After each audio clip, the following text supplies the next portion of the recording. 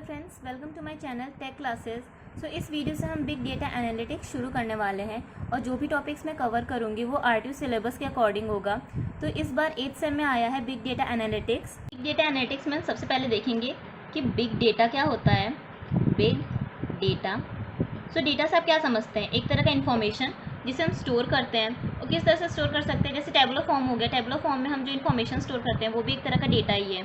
Photos, videos, ये भी एक तरह के डेटा ही हैं। तो बिग से आप यहाँ पे मतलब क्या है? ह्यूज। अगर डेटा की क्वांटिटी अगर हम बहुत ज़्यादा कर देते हैं, मतलब बहुत ही ह्यूज अमाउंट में अगर हमारे पास डेटा है तो उसे हम बिग डेटा कहते हैं। और बिग डेटा को स्टोर करना बहुत ही मुश्किल है ट्रेडिशनल डेटाबेस यूज़ करके। हम ट्रेडिशनल डेटाबेस में, नॉर्मल डेटाबेस में भी यूज़ नहीं कर सकते, स्टोर नहीं कर सकते हैं बिग डेटा को। ओके, सो ये हम चैलेंजेस में देखेंगे कि बिग डेटा के साथ क्या क्या चैलेंजेस हम फेस करते हैं। बट अभी के लिए डेफिनेशन में आप क्या समझ सकते हैं बिग डेटा से? यही कि अगर डेटा का क्वांटिटी बहुत ज़्यादा है, डेटा का वॉल्यूम बहुत ज़्यादा है तो उसे हम बिग डेटा कहेंगे। ओके, तो इसकी डेफिनेशन एक बार देख लेते हैं कि सिंपल सी डेफिनेशन क्या होगी। It is a collection of data that is huge in volume. इसके कुछ पॉइंट्स देख लेते हैं। It is growing exponentially, okay, exponentially with time. इसका मतलब क्या हुआ? सो इस पॉइंट को आप एग्जांपल से समझ सकते हैं। जैसे कि सोशल मीडिया साइट हो गए, फेसबुक या फिर इंस्टाग्राम या फिर कोई और सोशल मीडिया साइट, ये क्या करते हैं? हर दिन इनमें 500 प्लस टेराबाइट डेटा जो है इनके डेटाबेस में स्टोर होता जा रहा है। और ये डेटा किस फॉर्म में हो सकते हैं? फ़ोटोज़, वीडियोज़ या फिर कमेंट्स हो गए या फिर मैसेजेस हो गए। ओके, तो ये इतना डेटा इनके स्टोर होता है हर दिन। तो 2 दिन में कितना हो गया? 1000 प्लस टेराबाइट। ओके, तो बिग डेटा को मेजर भी किस में करते हैं? टेराबाइट्स में, पेटाबाइट्स में। ओके, ये सब बहुत ही बड़ी यूनिट है डेटा की। ओके, सो इसमें एक और पॉइंट देख लेते हैं हम। None of traditional data management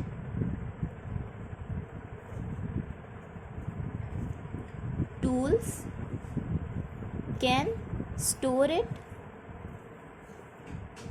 or process it efficiently। तो जैसा कि मैंने आपको बताया, ट्रेडिशनल डेटा मैनेजमेंट जो टूल्स हैं ये इतने एफिशिएंट नहीं हैं बिग डेटा को स्टोर करने में या फिर प्रोसेस करने में। ओके, तो अब हम देखते हैं big data analytics. Big data हमने देख लिया, अच्छे से समझ लिया कि क्या होता है। अब हम देखेंगे कि बिग डेटा एनालिटिक्स क्या होता है। सो बिग डेटा एनालिटिक्स क्या होता है? बिग डेटा के ऊपर एनालिटिक्स परफॉर्म करने के प्रोसेस को हम कहते हैं big data analytics. Big data को एग्जामिन करना, उस पर एनालिसिस परफॉर्म करना, ताकि उसमें से हम जितने भी हिडन पैटर्न्स हैं या फिर यूजफुल इन्फॉर्मेशन है उनको एक्सट्रैक्ट कर सकें। तो इसका सिंपल सा डेफिनेशन क्या हो जाएगा? It is the process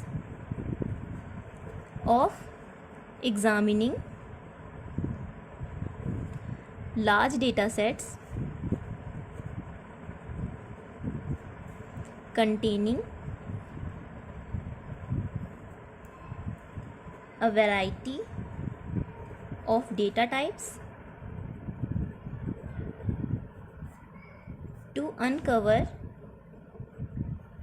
hidden patterns या फिर unknown correlation that is helpful for making trends। Okay, या फिर हो गया customer preference and other useful information.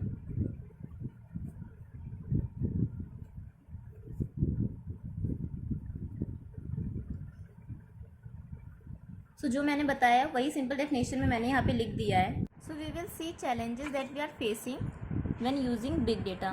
सो पहले इसमें चैलेंजेस में क्या हो जाएगा? पहला चैलेंजेस हम क्या फेस करते हैं? इनसफिशिएंट, मेरी पेन क्यों नहीं चल रही? Insufficient understanding, sorry spelling mistake, understanding and acceptance of big data. So ये पहला चैलेंजेस है जो हम फेस करते हैं, insufficient understanding and acceptance of big data. So इस पॉइंट से मतलब ये है कि जैसे कंपनीज़ होती हैं, अगर वो बिग डेटा का कोई प्रोजेक्ट लेती हैं तो उसमें बहुत सारे एम्प्लॉयज़ ऐसे होते हैं जिनको यही नहीं पता होता कि वो डेटा है क्या, वो किस सोर्स से आया है, उसको स्टोर कैसे करेंगे, उसको प्रोसेस कैसे करेंगे। ऐसी तमाम चीज़ें उनके दिमाग में चलती रहती हैं, उनको कुछ पता ही नहीं रहता कि उस डेटा के साथ उन्हें करना क्या है। तो इस वजह से वो कंपनीज फेल हो जाती हैं अपने प्रोजेक्ट्स में। तो insufficient understanding and acceptance of big data is a very big problem for many companies. Okay, so जितने भी एम्प्लॉयज़ हैं, डेटा प्रोफेशनल है उस कंपनी में, उनको क्लियर आइडिया होना चाहिए उस डेटा का, उस बिग डेटा का, ताकि वो अब प्रोजेक्ट में हेल्प कर सकें, उस प्रोजेक्ट को कंप्लीट कर सकें। ओके, सो सेकंड चैलेंज देखते हैं हम। सेकंड चैलेंज है confusion while big data tool selection. Confusion while big data tool selection. Okay, so this is the second challenge. Second challenge से मतलब ये है कि जैसे कंपनीज़ होती हैं या फिर इंडिविजुअल को ही देख लीजिए, मार्केट में इतने सारे बिग डेटा को स्टोर करने के, प्रोसेस करने के टूल्स अवेलेबल हैं कि वो कंफ्यूज जाती हैं कि कौन सा हम सेलेक्ट करें कि हमें अप्रोप्रिएट रिजल्ट मिले। So sometimes they are unable to find the answer. और क्या होता है कि फिर वो लास्ट में एक ऐसा डिसीजन ले लेते हैं जिसकी वजह से उनका money, time, effort and work hours सारी चीज़ें वेस्ट हो जाती हैं। सो बिग डेटा टूल को सेलेक्ट करना एक अपने आप में चैलेंज है। सो थर्ड चैलेंज हम देखते हैं, paying loads of money. Paying loads of money. तो जैसा कि हम जानते हैं बिग डेटा को स्टोर करना अपने आप में एक चैलेंज है। तो बिग डेटा के जो प्रोजेक्ट्स होते हैं वो बहुत ही ज़्यादा एक्सपेंसिव होते हैं, क्योंकि उनके स्टोरेज से लेके, उनकी डेवलपमेंट से लेके, सेटअप, कॉन्फ़िगरेशन, मेंटेनेंस, इन सब में बहुत ज़्यादा पैसा यूज़ होता है। अगर हम क्लाउड पे भी क्लाउड यूज़ करते हैं बिग डेटा प्रोजेक्ट के लिए, बिग डेटा सॉल्यूशंस के लिए, तो उसके लिए भी हमें बहुत ज़्यादा पे करना पड़ता है। जितना जैसे जैसे क्लाउड सर्विसेज हम यूज़ कर रहे हैं, उसकी development as well as setup and maintenance of needed frameworks, we have to pay money for it. जैसा कि हमने बात किया इनसफिशिएंट अंडरस्टैंडिंग, मतलब फर्स्ट पॉइंट में जैसा कि हमने बात किया था कि बहुत लोगों को पता नहीं होता बिग डेटा क्या होता है, उसको स्टोर कैसे करेंगे, प्रोसेस कैसे करेंगे। तो उसके लिए हमें डेटा एनालिस्ट, डेटा साइंटिस्ट, इन सबको हायर करना पड़ता है। तो वो उसका अलग एक्सपेंस हो जाता है, क्योंकि उनकी भी जो सैलरी है उनको काफ़ी ज़्यादा देना पड़ता है। तो एक तरह से वो भी हमारे लिए एक चैलेंज है कि हमें बहुत ज़्यादा मनी पे करना पड़ता है, स्पेंड करना पड़ता है, अगर हम बिग डेटा को कोई प्रोजेक्ट उठा रहे हैं तो। ओके, सो फोर्थ पॉइंट देखते हैं चैलेंजेस में, डेटा इंटीग्रेशन। डेटा इंटीग्रेशन, सो इस पॉइंट का मतलब है डेटा को इंटीग्रेट करना। मतलब जैसे कि डेटा हम कलेक्ट करते हैं, बहुत सारे मतलब डिफरेंट सोर्सेस से कलेक्ट करते हैं, तो उसको इंटीग्रेट करना भी तो ज़रूरी है। हर जगह से कलेक्ट करते हैं डिफरेंट डेटा को इंटीग्रेट करना एक अपने आप में चैलेंज है। तो अगर किसी भी एम्प्लॉय से थोड़ी सी भी गलती हो गई इंटीग्रेट करते वक्त डेटा को डिफरेंट सोर्सेज से अगर इंटीग्रेट करते वक्त, तो अगर किसी भी एम्प्लॉय से हल्की सी भी गलती हो गई, इवन छोटी सी मिस्टेक भी हो गई डेटा को इंटीग्रेट करते वक्त, तो हो सकता है बिग डेटा प्रोजेक्ट के सक्सेस पे वो असर डाले, काफ़ी बड़ी बन जाए। सो नेक्स्ट पॉइंट हम देखते हैं, डेटा सिक्योरिटी। सो डेटा सिक्योरिटी से मतलब है कि डेटा को सिक्योर कैसे रखा जाएगा। ओके, तो बिग डेटा नॉर्मल अगर छोटा सा डेटा होगा तो उसको सिक्योर रख सकते हैं, बट बिग डेटा जो डिफरेंट सोर्सेस हम कलेक्ट कर रहे हैं, उसको इंटीग्रेट कर रहे हैं, फिर उसको स्टोर करना वो भी एक ही प्लेस पे, it will give rise to several security issues.